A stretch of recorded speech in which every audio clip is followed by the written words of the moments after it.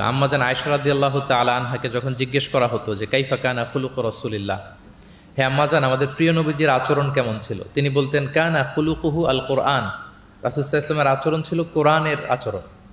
মানে পুরো কোরআনে থিওরিটিক্যালি যা বলা আছে আমাদের প্রিয় নবীজির জীবনে প্র্যাকটিক্যালি সেটা করে দেখানো আছে। তিনি যখন মদিনার রাস্তা দিয়ে হেঁটে যেতেন, as if a living Quran is walking on the street, মনে হতো একটা জীবন্ত কোরআন মদিনার রাস্তা দিয়ে হেঁটে হেঁটে যাচ্ছে।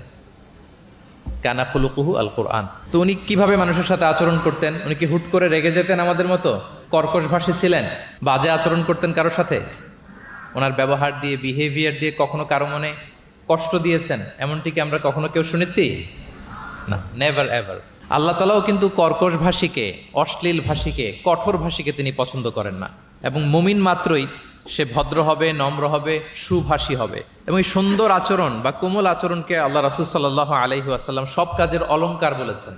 যেই ব্যক্তি থেকে কোমলতাকে সরিয়ে নেওয়া হয়েছে তার থেকে সব ধরনের খায়েরকে সরিয়ে নেওয়া হয়েছে। যার মধ্যে কোমলতা নেই, মানে সুন্দর আচরণ নেই, তার মধ্যে কোনো খায়ের নেই, তার মধ্যে কোনো কল্যাণ নেই। আমরা যদি আল্লাহ রাসূল সাল্লাল্লাহু আলাইহি ওয়া আলিহি ওয়াসাল্লামের পুরো বায়োগ্রাফিটা একটু স্ক্যান করি, সংক্ষেপে দেখার চেষ্টা করি, তাহলে দেখব যে তিনি বড় ছোট, নারী পুরুষ, শত্রু বন্ধু নির্বিশেষে সবার সাথে খুব অমায়িক আচরণ করতেন, চমৎকার আচরণ করতেন।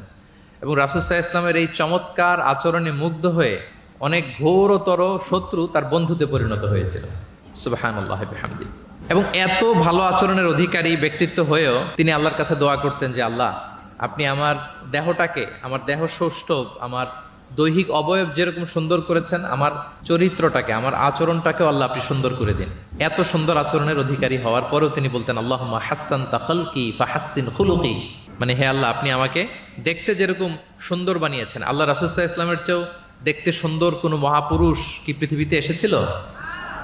এত সুন্দর মানুষ হওয়া সত্ত্বেও তিনি আল্লাহর কাছে দোয়া করতেন, আল্লাহ, আমি দেখতে যেমন সুন্দর আমার আচরণটাও যেন তেমন সুন্দর হয়। আপনারা আয়নার সামনে দাঁড়ালে এই দোয়াটা পড়েন? আয়নার সামনে দাঁড়িয়ে এই দোয়াটা পড়তে হয় যে আল্লাহুম্মা হাসসানতা খালকি ফাহাসসিন খুলুকি, আল্লাহ আমাকে দেখতে যেরকম সুন্দর বানিয়েছেন আমার আচরণটাও আপনি সুন্দর করে দিন। এবং আল্লাহ রাসূল সাল্লাল্লাহু আলাইহি সাল্লাম তিনি ইরশাদ করেছেন, দুটি জিনিস মানুষকে সবচাইতে বেশি আল্লাহর জান্নাতে প্রবেশ করাবে।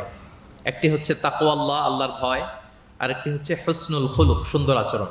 রিপিট, আমি আবারও বলছি, দুটি জিনিস মানুষকে সবচাইতে বেশি আল্লাহর জান্নাতে প্রবেশ করায়। একটি হচ্ছে আল্লাহর ভয়, তাকওয়াল্লাহ, আরেকটি হচ্ছে সুন্দর আচরণ, হুসনুল খুলুক। এখানে বলা হয়নি যে নামাজ মানুষকে বেশি জান্নাতে প্রবেশ করাবে, রোজা প্রবেশ করাবে, যাকাত করাবে, হজ করাবে, এমন কিছু বলা হয়েছে না। বরং সুন্দর আচরণ মানুষকে বেশি জান্নাতে প্রবেশ করায়। আমরা অনেক সময় ইসলামের এই এসেন্সটা ধরতে পারি না। দেখবেন যে খুব নামাজি কিন্তু খিটখিটে মেজাজের লোক।